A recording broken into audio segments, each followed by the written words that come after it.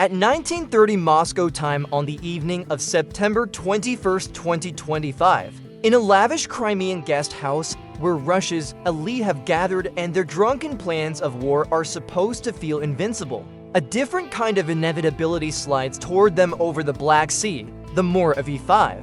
A 16-foot Ukrainian phantom of a boat whose fiberglass hull cleaves the waves like a shark and slips nearly invisible through radar screens, carrying within its belly 6 OSA FPV drones, each a 13-inch. Guided assassin packing a 1.5-pound, shaped charge engineered to turn explosive force into a superheated jet of metal, able to shear through concrete and steel as if they were tissue. Its mission: the private sanatorium known to harbor war criminals and the FSB's clandestine planning rooms. A place whose fall would be both humiliation and a strategic strike to protect Ukraine's vital grain corridor. At 1931, 3 miles from shore, the Moor slows, bay doors are open, and 6 silent bodies slip into the night. The mothership gives a last 10-second laser lock and recedes into shadow, while the drones accelerate into the ghost chain. A desperate, brilliant tactic born of Ukrainian ingenuity, skimming at 60 miles per hour. Hugging the base of the Foros cliffs, the lead drone ejects a blizzard of 500 aluminum chaff strips that bloom into a living lie on enemy radar. 100 false contacts shimmering like ghosts, while the 5 real drones tuck into the cliff's radar shadow and race toward their marks, popping up for precisely 2.7 seconds, barely 12 feet, then vanishing. Nature intervenes with a brutal 20-knot gust that slams Drone 3, the one with the corroded antenna, turning a small targeting error into a violent instability as its AI fights to steady a bucking machine and half-er. Continent away in a concrete bunker under Odessa, and operator's hands sweat on the controls as he wrestles a 13-inch death dart through a storm while his screen stutters behind the chaff, the mission teetering on his fingertips. On shore, a Spetsnaz watcher sweeps the cliff face with a $10,000 thermoscope routine until his scope flares. A hot streak, a target. He levels a specialized drone gun that fires a focused electromagnetic beam, fries the decoy drone miles out, and watches it erupt in sparks and plunge. He radios victory, unaware the true swarm is now threading the darkness beneath the cliff line, unseen. -1 seconds later, a Panzer S1 battery near Yalta watches its screen like a Christmas tree, sees not 5 minnows but a single massive signature conjured by the chaff, and a multi-million-dollar surface-to-air missile screams toward the illusion. In Odessa, the Ukrainian operator smirks as the missile detonates the aluminum cloud in a flash. An expensive, theatrical wasteland, the Mora, now 10 miles offshore, plays its final card, broadcasting a forged electronic signature of a much larger ship to draw patrols seaward and clear the way.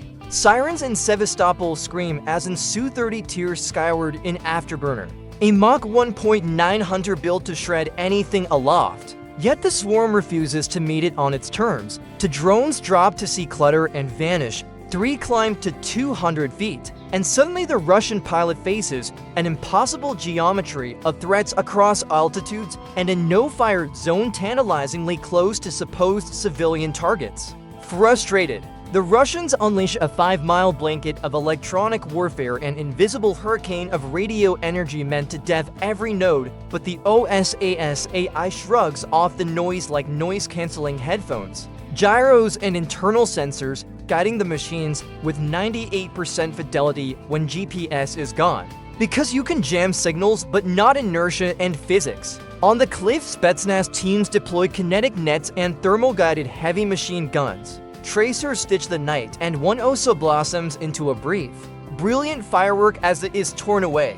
Another disappears into the dark, while the rest press on. Each second stretched taut between cunning and chaos as human hands harden systems. Weather and electromagnetics decide whether a single strike will become a message on a table of rubble or a whisper lost to the sea dot in the Odessa bunker. Sweat drips from the operator's brow as the most important number of the night flashes across his screen, 20 seconds to target. He grips the controls with white-knuckle focus, whispering to himself, "Hold steady, just hold steady." Russia may boast the cheater, but Ukraine has the fox, and in the deadly game of hide and seek, the fox always wins. Across Crimea, Russia's billion-dollar defense network thrashes in panic, hurling missiles and shells worth millions into the night sky, desperate to swat for tiny drones. But Ukraine is not done playing tricks. At 1929, one OSA drone rewrites its digital mask.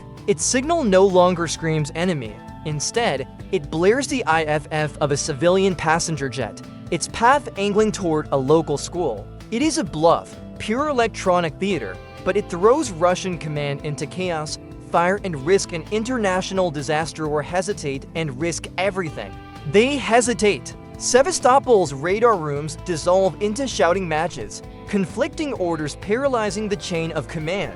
While every eye locks on the Phantom airliner, the true swarm goes past the cliffs, unseen, unhunted, for blades of vengeance now free with a perfect line of sight to the 40 sanatorium. Out at sea, hidden behind a grain freighter, the Magura V5 makes its last contribution. A tight beam laser pulse streaks across the water, correcting the damaged drone's 3.6 targeting drift. The machine steadies. In the bunker, for green boxes bloom on the operator's screen, thermal locks on the banquet hall. His voice drops, cold and steady, the trap is sprung.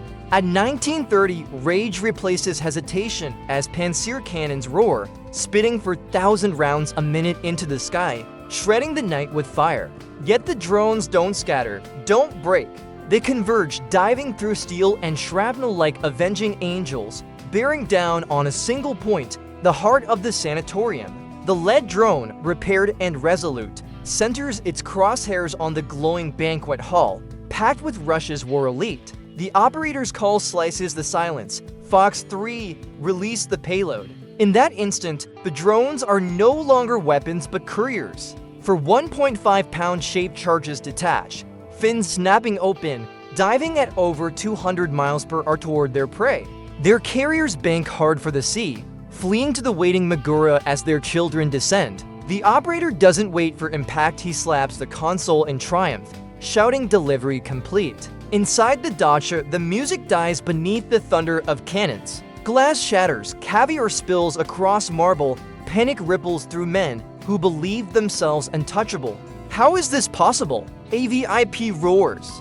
We jammed everything, but physics does not bend to jamming. The first warhead slams through armored glass, detonating with a copper jet of molten metal burning at 5,000 F, vaporizing marble like cardboard. Gas lines rupture. Fireballs tear kitchens apart. The western wall collapses into the Black Sea. Another warhead incinerates a $750,000 armored Mercedes into a column of flame. The last obliterates the secret war table itself, plans and power consumed in white-hot fire. EMP shockwaves fry the local radar grid, leaving a stretch of Crimean coast blind. When dawn bleeds across the horizon, the billion-ruble sanatorium lies in smoking ruin, its jagged skeleton a black scar along the sea. The Black Sea Fleet pulls back, forced to widen Ukraine's grain corridor by 20%. And in Odessa, the operator watches the satellite feed with a quiet, victorious smile. The oldest truth hums in his mind: the biggest wolf can fall to the smallest arrow if the aim is true.